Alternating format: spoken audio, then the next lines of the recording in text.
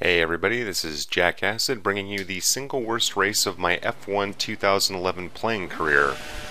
So just to give you guys a little bit of context, this was a practice session for my I Am No Expert series, which is on my channel, which is chronicling the first season of career mode in F1 2011, and this is my first real practice attempt at manual gears on Nurburgring with using cockpit, and you can see very bumpy start there. Able to worm my way up into P3 wheel to wheel with button, and not able to get around him, go wide there at turn 3, which is a tricky corner, and already safety car has been deployed, probably something that I did if I had to guess. And because the safety car has been deployed, I'm going to change my fuel mix down to lean just to save fuel. That might help me later on. So skipping ahead here to the end of lap 3, the safety car is due to go back in. And I'm in P4 with lap 3, so I'm thinking, hey, that's not too bad. I started P11, so if I can stay within the points here, I would be very satisfied and feel confident that I'm starting to learn the track and when I'm supposed to shift and whatnot. So skipping ahead here to the middle of lap 4, you can see I go wide here, and very messy corners, miss my lines basically through that entire sequence, and that allows Heidfeld and the Renault to get by. So now I'm going to be doing everything I can to stay with Heidfeld. You can see I go too fast into that corner. That particular hairpin is really difficult for me to learn. It's definitely the hardest corner that I've had to learn on this track. I seem to brake too late, and that's something that I'm discovering. So right now staying ahead of Weber, but he is giving me a run for my money. And we are in lap 4. I believe that I'm due to pit at the end of lap 5, and of course that's based on the pre-race strategy before the safety car came out. So wasn't really thinking about reconsidering my options. Ooh, very close with Heidfeld. Give him a little whack with the back of the car there, but no damage done, no warning from the stewards, and able to get up to P4. So right now feeling pretty good.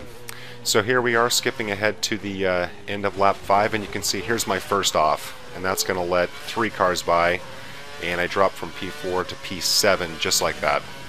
And given how slow my pace is, I don't know if it's my setup or just my car isn't upgraded enough, difficult to stay with the front-running cars, and you can see, oh, very hard collision there with Aguilasari, but no damage done to the wing, no warning from the stewards, and you can see right here, karma gets the better of me, and Aguilasari is able to zing right by, so that's probably fair under the circumstances. And there goes Button or Hamilton, I believe that's Button, trying to get around me, and you can see I'm just getting absolutely swarmed by one of the McLarens, and it looks to be Vettel, but because it's the end of lap 5, I'm due to pit, so let's go ahead and see how well this goes.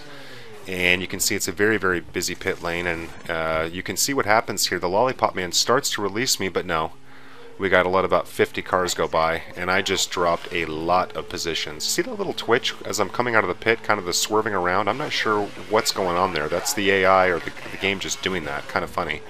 So now I come out of the pits, and I'm following Barrichello in P18.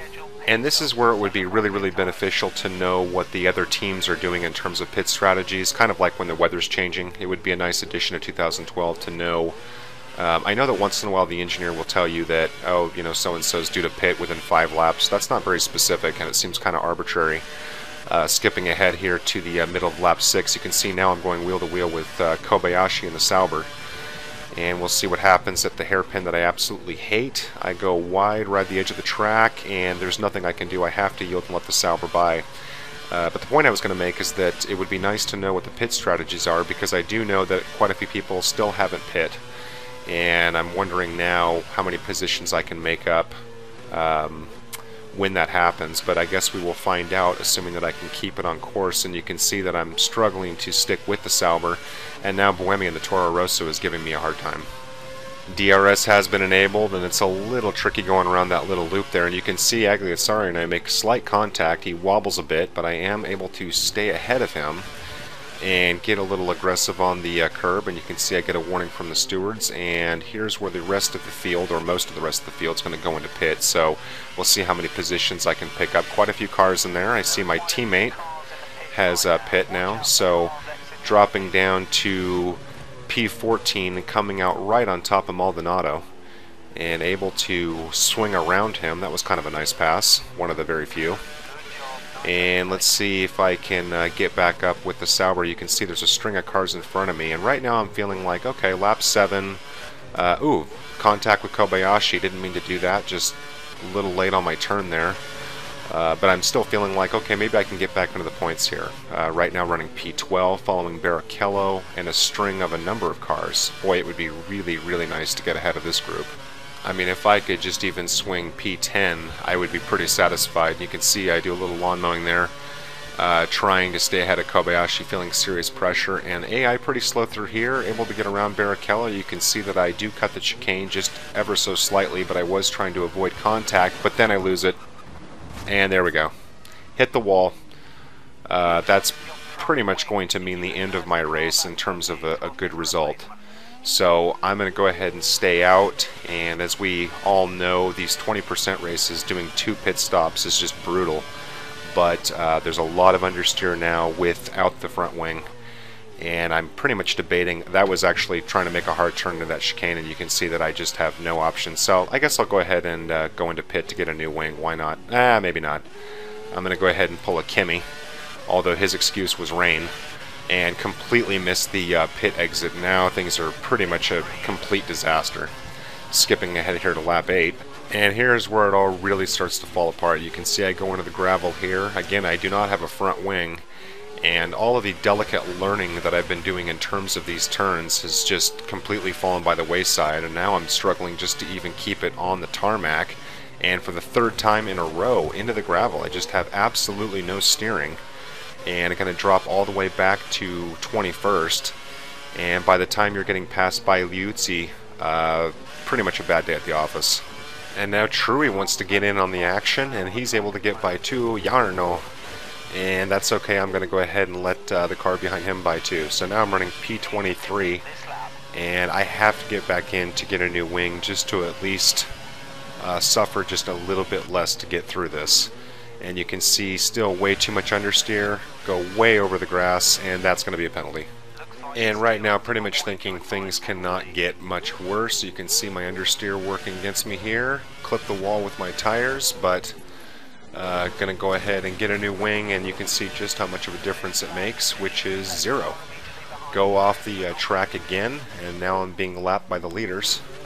And at this point I can't get anything right. And you can see here I lose it trying, didn't even hit the gravel there, just spun out. And you can see how hot my engine is running. And yet again on lap 11, another spin out.